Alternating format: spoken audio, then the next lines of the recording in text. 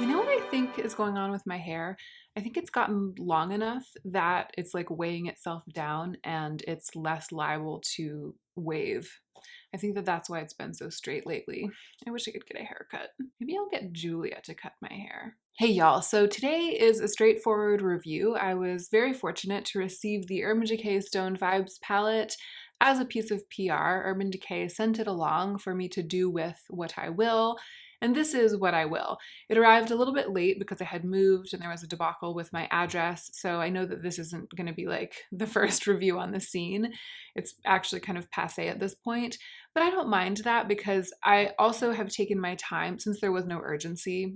After I got it, I took my time and I've been doing looks with it and, experimenting with it, using it in different capacities. And so I feel like I can really give you a comprehensive review, the definitive review. And I'm also going to film some really good overhead swatch footage so that you can have like a really up close and personal look at the palette.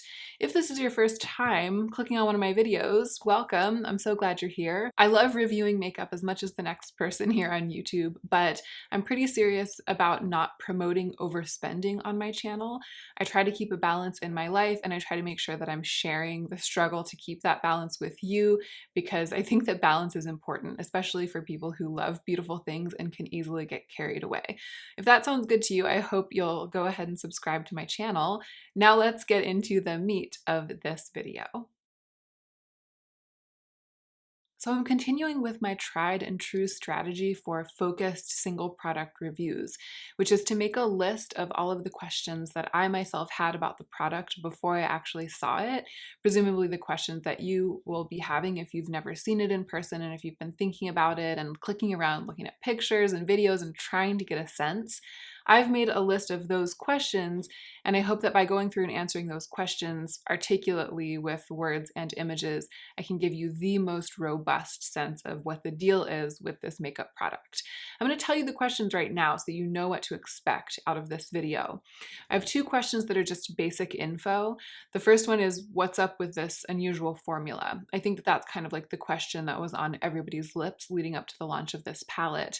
It looked like pressed glitter, but then we were told that it wasn't, and there was maybe an idea of what it was from the preliminary swatches and pictures, but nobody really knew until it started going out in the mail and people started actually touching it and playing with it.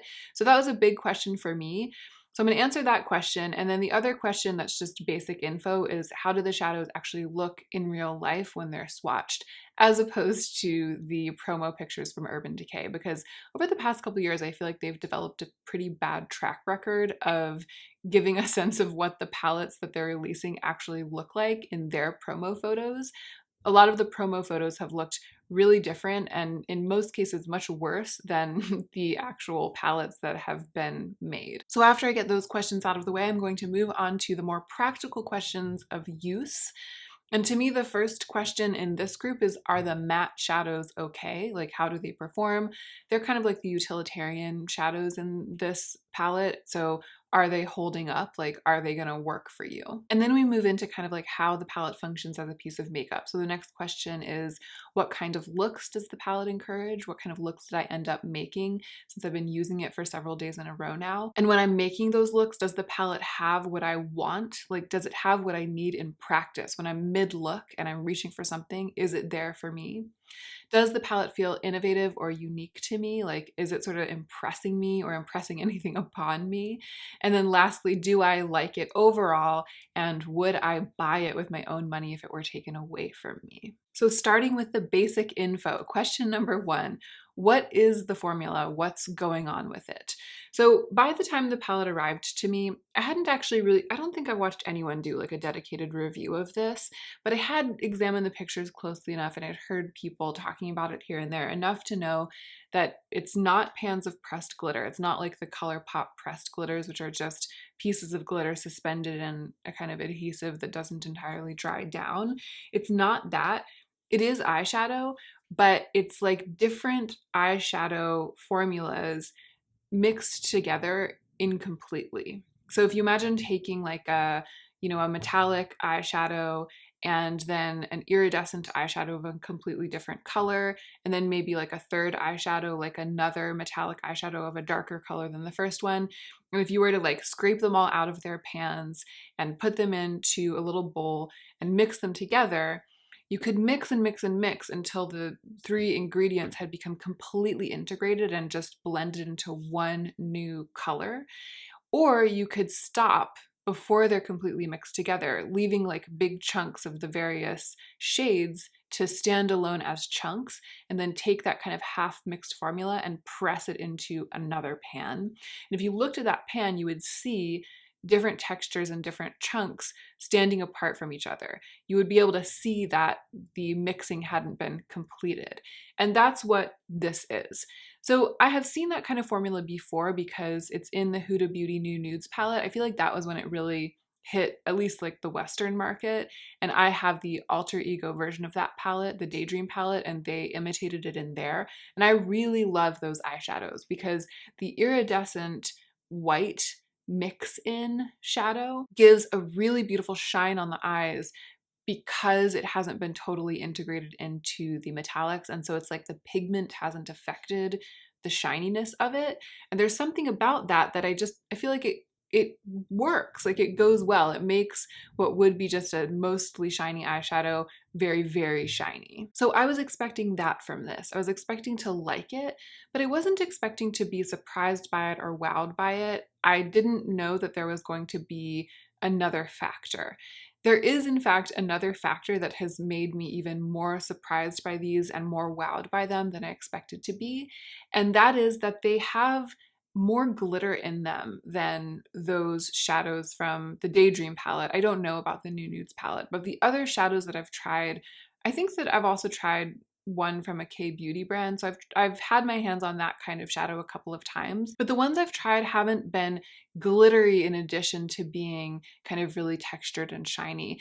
And these are. Strangely, these shadows remind me kind of the moon dust formula from Urban Decay, which is really just like a pressed glitter with some sheer pigment. They were very, very beautiful and special to me back in the day. And then as eyeshadow evolved, they started to seem like a very early model of glitter eyeshadow. And I ended up decluttering my moon dust palette after years and years and years because I had just acquired glitter shadows that were way, way more impressive and that I was always going to reach for instead of that. These, they have that moon dust glitter in them and they have that really lovely shine in them. But because there's more metallic pigment and that sort of gooey iridescent pigment chopped in as well, like chopped up and mixed loosely in, they're creamier, they have more grit, more grip, they stick to the eyes, they really hold their own, and you can get more opacity of pigment. And those are the qualities that the moon dust shadows didn't have, and I think that that was why they ultimately ended up making their way out of my collection. So let's jump to the second question, which is how do the colors end up looking in real life? I'll show you the overhead swatches of this palette, and then I'll move on to talking about the kind of differences between some of these and some other formulas that I have in my collection. And so then we'll kind of be going back to the first, what is the formula question, but I want to go ahead and show you the swatches. Let's just start with the swatches of the more interesting shades, the metallic shades, and we'll address the mattes later. So we'll do the top row first.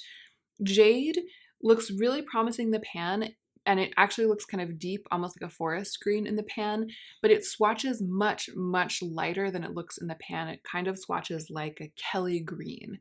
I did find this shade to be useful, and in fact, I find that it's useful to push a look in a more green direction and in a little bit of a brighter direction. I've enjoyed working with it, but as a standalone shadow, it's not something that I would like be motivated to buy if it were a single, for example, because it's just kind of, it's a little pale and bright for me, and I'm not really into that kind of color. Opal Aura, which is the next one, is such a beautiful shadow, and this is one of the ones. There's just like a couple shadows in here that kind of rival. They don't exactly rival, but they're getting close to sitting at the same table as some of my indie shadows. It can be applied really opaquely and thickly. You can get like a really beautiful, dense, lid shade or inner corner shade from this, but it can also be sheared out and worn as a highlighter. And I have tried that a couple of times since I've gotten this palette, and it does work. It's a bit icy. Tiger's Eye is just a really beautiful shiny gold, but I have not reached for it because it's one of those golds that leans really orange, and I'm just kind of feeling over it these days. I would say it's one of the most ho-hum shadows in the palette. Vibes, I feel similarly as I do about Opal Aura, which is just that it's kind of like a regular shade, but because of the formula, it feels a little bit more exciting, and it has really good shine. This one has really, really good shine and kind of good glitter in it. All right, the bottom row. This is where it gets really exciting for me. Bloodstone is by far my favorite eyeshadow in this palette. And it's no surprise because it's almost exactly like my all-time favorite Urban Decay eyeshadow, the shade Lounge, which I do have as a single shadow. And I bought it like in its own individual packaging, and then I depotted it and put a magnet on it, and I use it as a single. It's a really rich, shifting blue-brown pigment, just like a classic blue-brown pigment. And Bloodstone, at first I thought it was just Lounge renamed, but then I swatched them out together and I realized that Bloodstone is like a version of Lounge that's been amped up with glitter. And I'm absolutely convinced that what they did was that they took Lounge, like their straight up formula they had already developed for that shadow, and they mixed it with other stuff. So they took it, they chopped it up, they chopped up some just like, you know, iridescent white stuff, and they mixed it in, and then they added they added a pretty hefty amount of glitter because it really does glitter and glimmer and shine. And you can get a nice sheer wash of this that's just, you know, iridescent and mysterious and a little bit smoky, or you can build it up for a really, really rich look. It can really hold its own. Oho, I think it's probably pronounced Oho, is a very beautiful blue. And I don't really love blue. I would say it's like not really my eyeshadow vibes. It's probably on the bottom of the list of like all the rainbow colors in terms of the one that I'm the most likely to reach for to create an eye look. This one, I would say this, like many of them, it swatches out a little lighter and maybe more primary than you would think from looking at it in the pan. And I actually think this one, even though it's exciting and very creamy, it swatches out to have kind of less dimension, unlike Bloodstone. This one swatches out to just be kind of like a flat silvery blue. It's so creamy that the mix-ins all just mix together and become one on your lid. Whereas some of the other ones, I feel like they kind of retain their more prismatic quality. And then these last two, Raw Energy and Mediate, are kind of exactly what you would expect them to be, exactly what they look like. Although Raw Energy, of all of them, it's sort of like the most disappointing texturally. It's sort of sealed over. It's not as soft as some of the other ones, and it's a little bit hard to really like get a gooey swatch out of it. And so it ends up swatching sheer. It kind of reminds me of the entire experience that I had with the Ultraviolet palette. And I'll try to remember to link that scathing review down below. It was really hard for me to get any richness out of those purples. And curiously, this is also a purple, and I've had the same issue with it. Like, I would be fine if I never touched that eyeshadow again. Mediate, I like a little bit better. It's more of like a sunset-y, orangey pink. Reminds me a lot of Cleona Blaze. And I will go ahead now and move to some comparison swatches, and that's actually the first thing that I'll do. I'll swatch Mediate next to Blaze for you, so you can kind of see that in terms of shine and texture, the Cleona shadows have much more kind of grip and grit and just more to offer, more that you're digging into. It feels like there's much more pigment. They feel more expensive, like you can feel the quality and the density of this amazing multi-chrome pigment and these wonderful micas packed into the pan. This does not give you that same quality. This feels more commercial. So there's definitely a palpable difference. But in terms of swatching them out and the effects that you can get and kind of the color, I mean, Mediate and Blaze aren't exactly the same, but you know, they come from the same tree. In terms of that, they're comparable. This is one of the things that's the most comparable to the Cleona shadows in my collection right now. While we're at it, I will go ahead and swatch Bloodstone next to Lounge for you if I haven't already shown you that footage.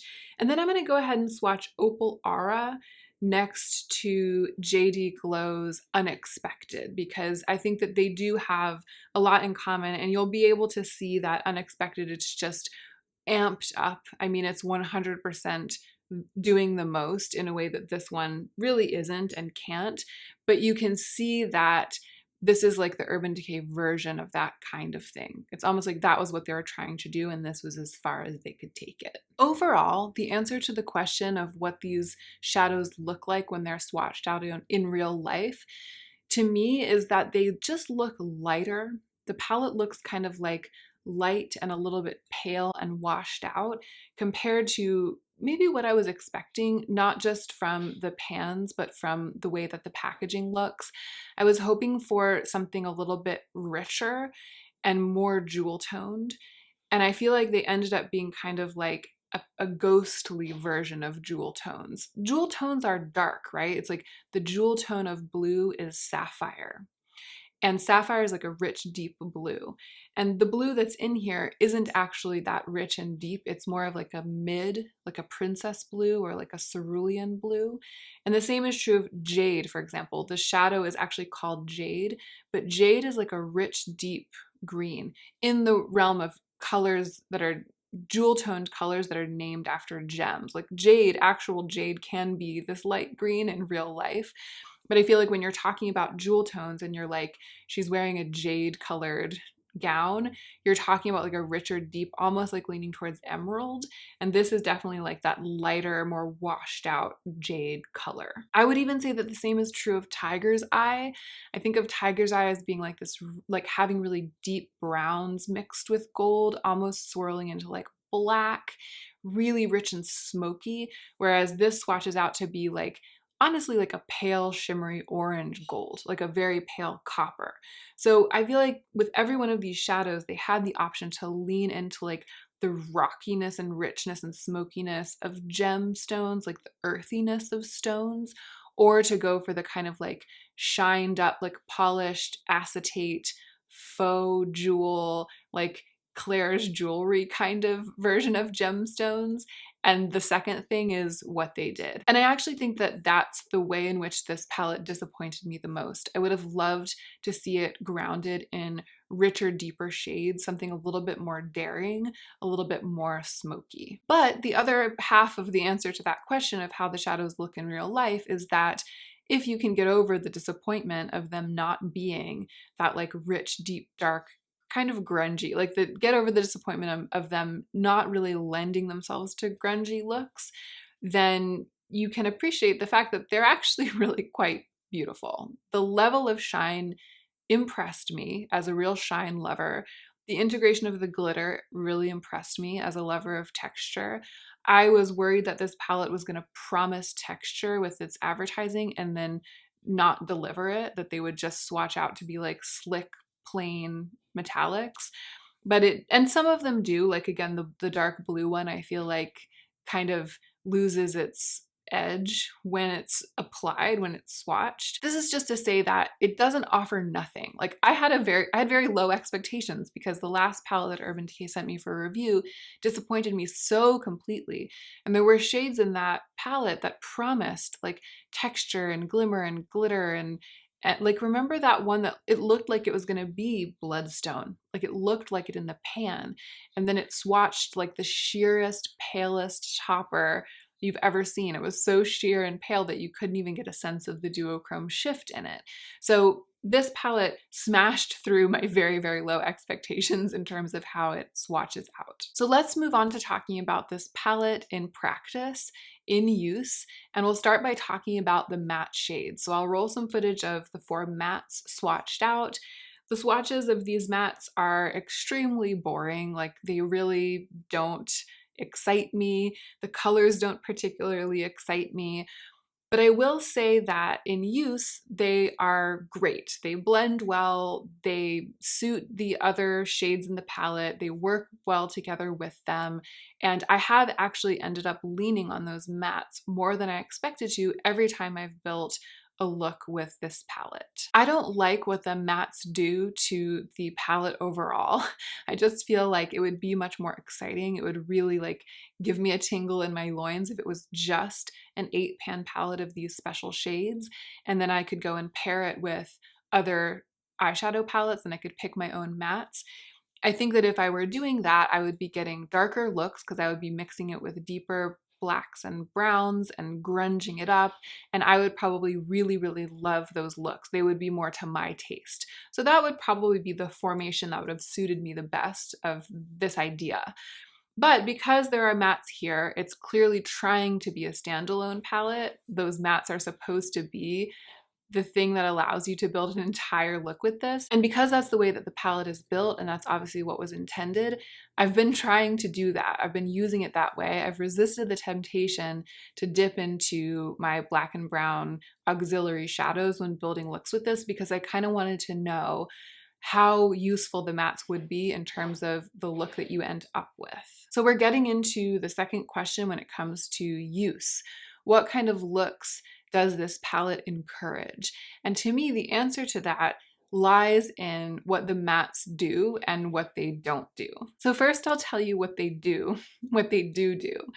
What these mattes do is they blend out well the undertones of the mixed shadows that are in the center of the palette. I feel like Bloodstone is like the heart and soul of this palette. It's the most dynamic shadow, it's the most exciting to me, and I also feel like it's the best executed in terms of the way that they used this formula to create eyeshadows. So the thing that I like about Jade is that I feel like you can use it to push a Bloodstone based look more in the green direction.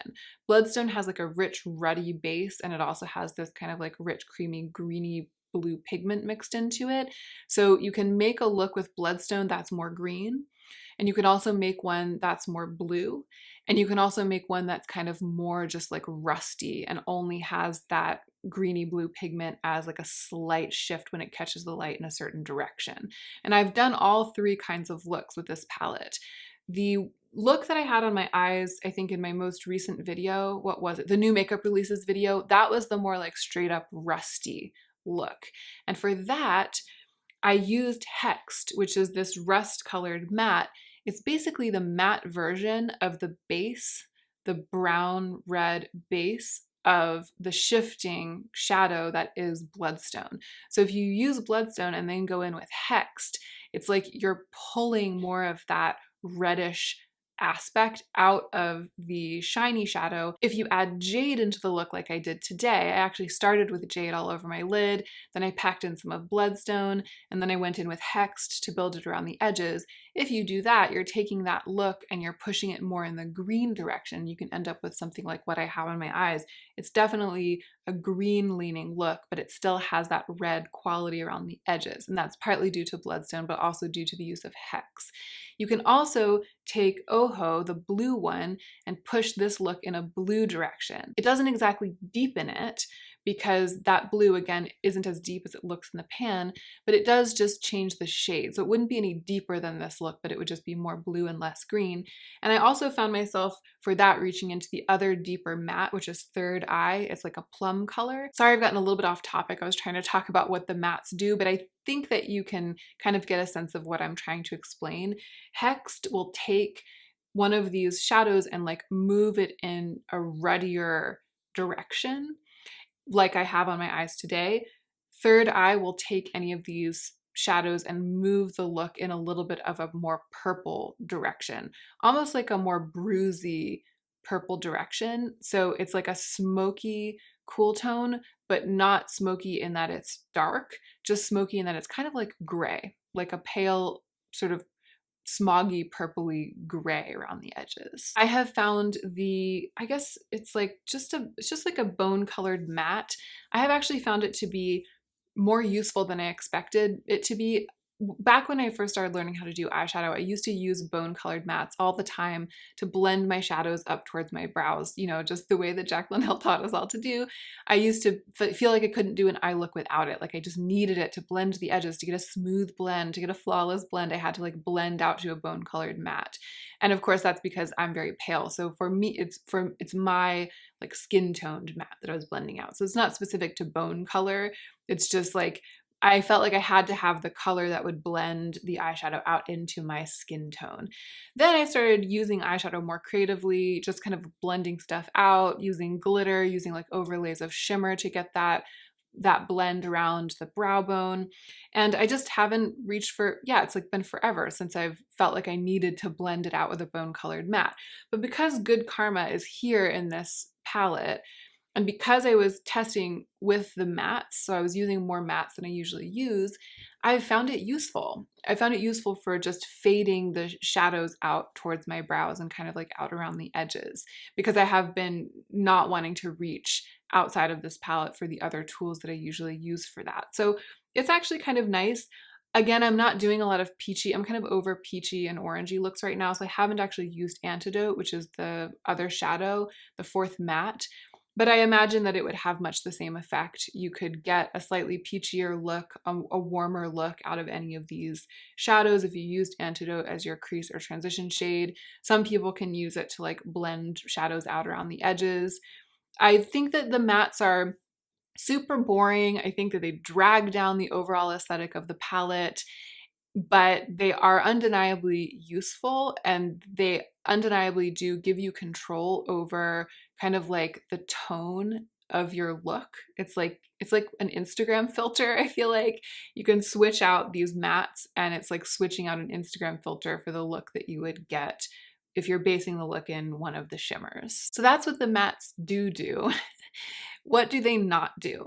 What they don't do is help you to deepen or smoke out a look. And in that way, they are only so useful in getting dimension. And as someone with hooded eyes who uses eyeshadow not just for excitement and color, but also to actually kind of like create an illusion, like to trick the eye into thinking that my eyes have more depth than they have, that my lids recede further into my head than they do, that the outer corner is like takes up more space than it actually does. I'm always using dark shades like blacks and browns and deep purples and smoky grays and even like deep greens and even deep rusty colors. I'm always using those kinds of colors to pack into the parts of my eyes that I want to look more shadowed to create that illusion. And I just couldn't do that with this palette.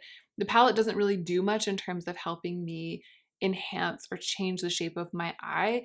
All it really allows me to do is to like put color and shape with color on my eyes. And awkwardly, I've actually found that Hexed and Third Eye, which are the two darker shades, the ones that I would hope would be outer corner shadows that I could deepen my outer corner with, awkwardly, I found that they're actually lighter, even when you really pack them on with a bunch of layers, lighter than some of the deeper metallics in the palette. So when I put Bloodstone all over my lids and I really build it up, it's rich and dimensional, and it also is quite dark in the very center.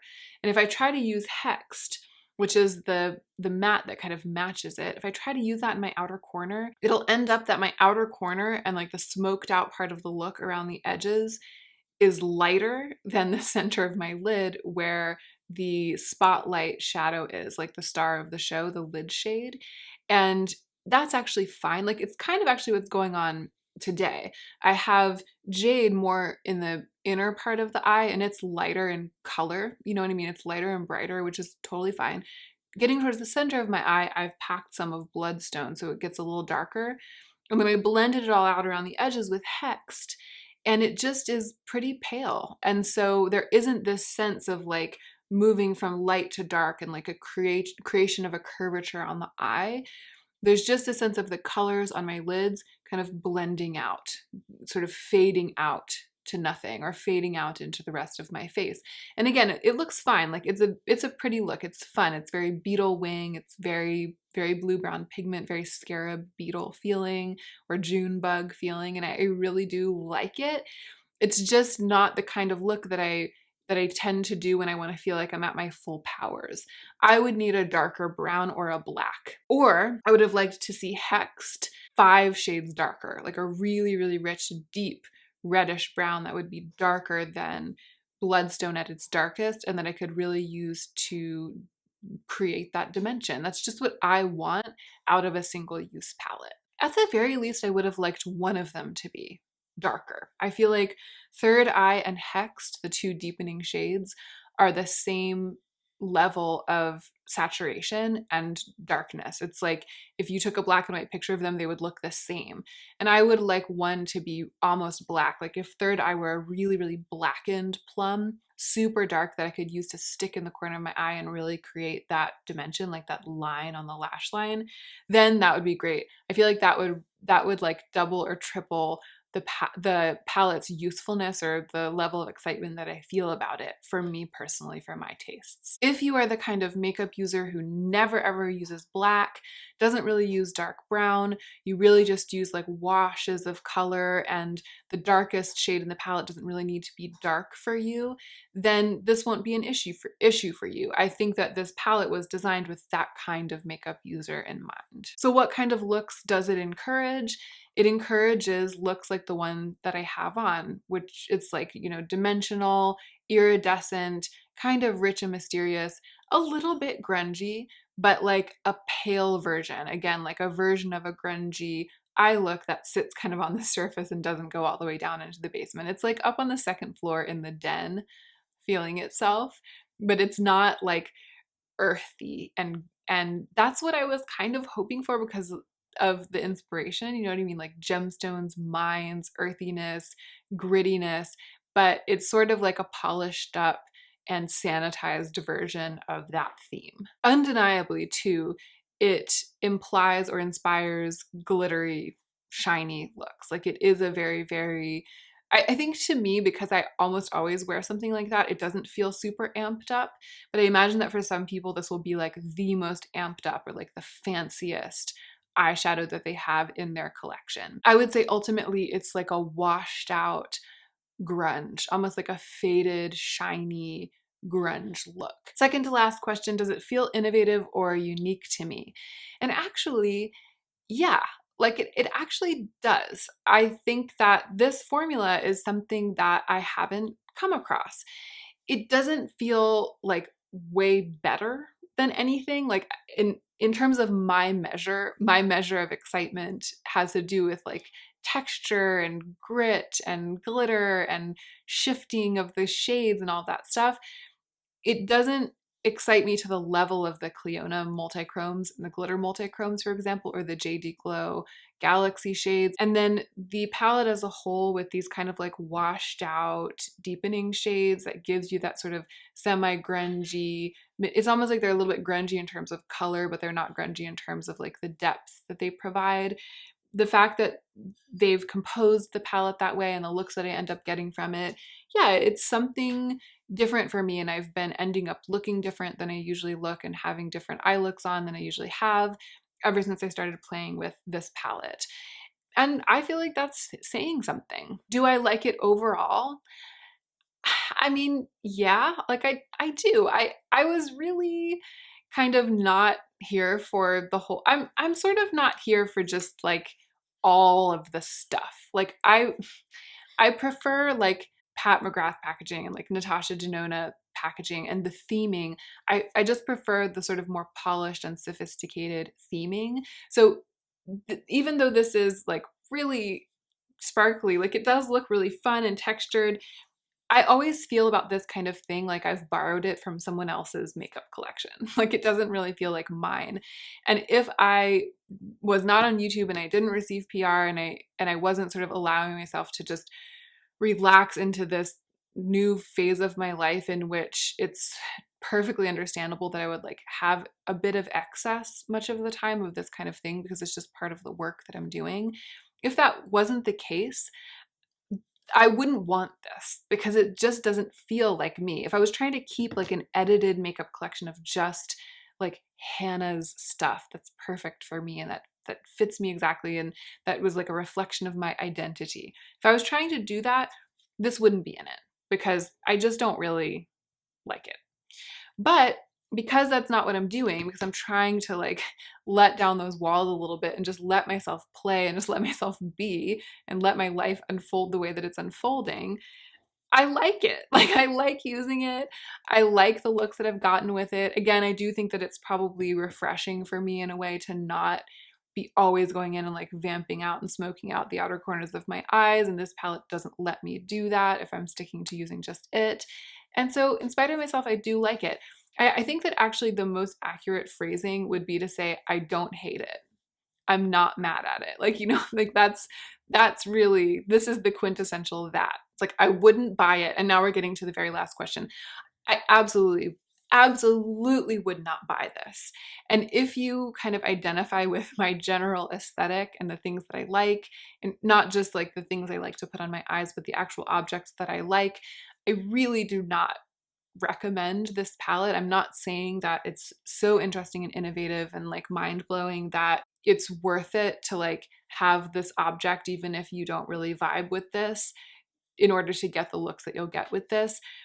I think that what I would say is like pick a Clionadh shadow or two that are shades that you really love, like a glitter multichrome, because that's the formula that I know of that's the most similar to this.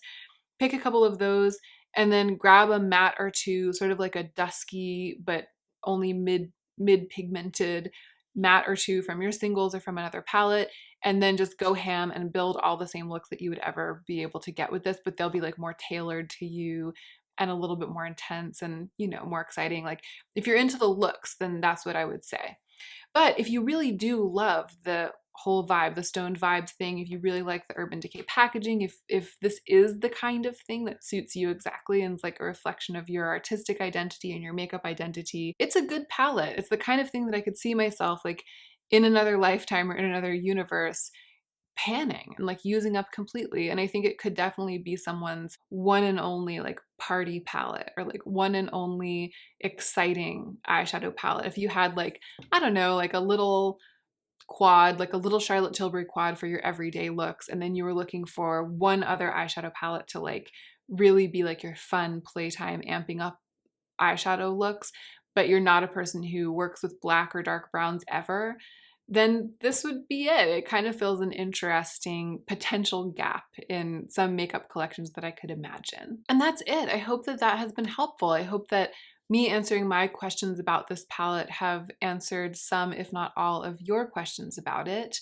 I think that the short story is just that if I was not a YouTuber and I wasn't going to receive this to review, it would have just been a blip on the screen. Like I would literally have already forgotten about it. I would not be sitting over here racked with curiosity about the formula and all of this stuff.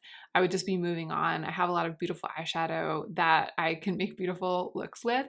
But since I got the chance to do it, I'm actually really enjoying working with it. It's been really, really fun to have, but not so much that I would replace it with my own money if it got taken away. If there's something that I didn't answer, if you have a question that I didn't answer, go ahead and leave it in the comment section down below and I'll try to get to that. I really appreciate you for being here. Thank you so much. This was a really fun one. This has been a fun palette to work with. And I hope that you are remembering to take extra good care of yourself this week so that you can be the most effective version of yourself as you do your work in the world.